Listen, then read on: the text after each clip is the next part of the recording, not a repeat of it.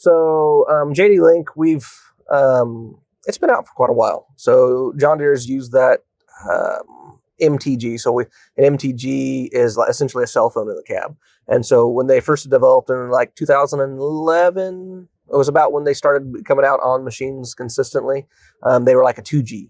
So like we're 5G now, we're 2G, 3G. So the 2Gs and 3Gs aren't still viable here in the U.S. at least. And so we had to replace a bunch of those cell phones, those modems that are in the cab. So any large piece of equipment, so combine,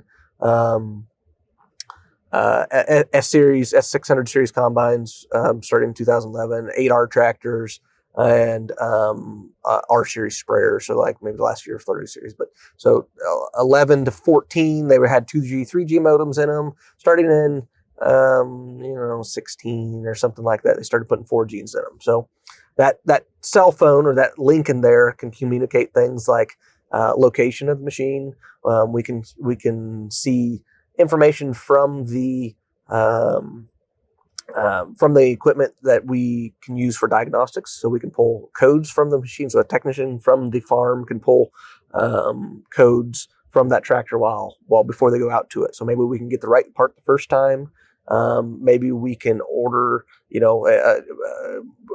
or maybe it's along the lines that it needs to be software. So maybe we can send software. We can send that payload remotely over the air. 90% of them we can do that with.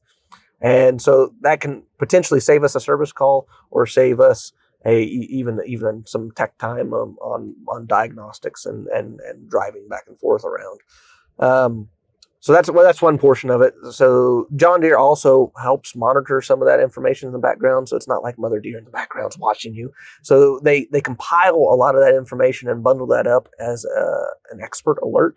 And so an expert alert is that John Deere has seen the machine's thrown this code. It's taken some readings from these sensors in the machines, and they have compiled that information from warranty and other history stuff there. And so they bundle all that up and send it to our service department and say, hey, customer XYZ is having this issue. We've seen this issue before. If you go test, maybe these two things, or if this thing is happening, then we're pretty confident this part is the reason, or this thing or this process needs to happen, of what needs to be done. And so we've just taken our diagnostic time. And sometimes the customer doesn't even know that's happening in the background, but if it continues, it's going to be a major breakdown. So one thing we use as an example is like a varicool drive fan. So what cools the engine on the front of an 8R tractor. It's got a belt on it. As that belt and adjustable pulleys. And so as that belt wears down, those adjustable pulleys will start banging against each other on those variable shifts. And so it will get to a point where it'll eat those variable drive belts. And so variable drive shifts. And so if we can replace the belt before the pulleys start smacking together, we can save a $5,000 repair with a couple $100 belt. And so they have sensors on them. They have drive and driven sensors on the front end of that machine. We'll get an alert that says, hey, this drive and driven is out of range. We need to replace this belt. We'll call the customer. Hey, Mr. Customer, let's replace the belt here before you really wreck the front end of your machine. So that was one of the early ones. That was probably the last 3 years that this was really, those expert alerts have really been coming in there. So we have huge benefits for the service department, for the customer, as far as it goes for equipment serviceability. We can monitor the equipment, so the customer can look at the fuel levels. He can see where his on a big operation like this, we can see where the machines are at and how much productivity they're getting done.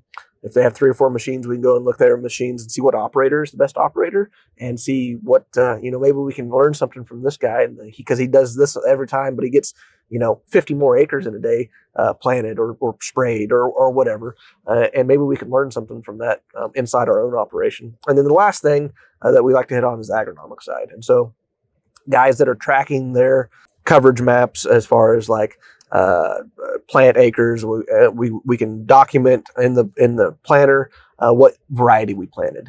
And then we can take that variety and overlay it next to the harvest yield. And so we can do a yield by variety and figure out which variety performed the best on these acres for this year.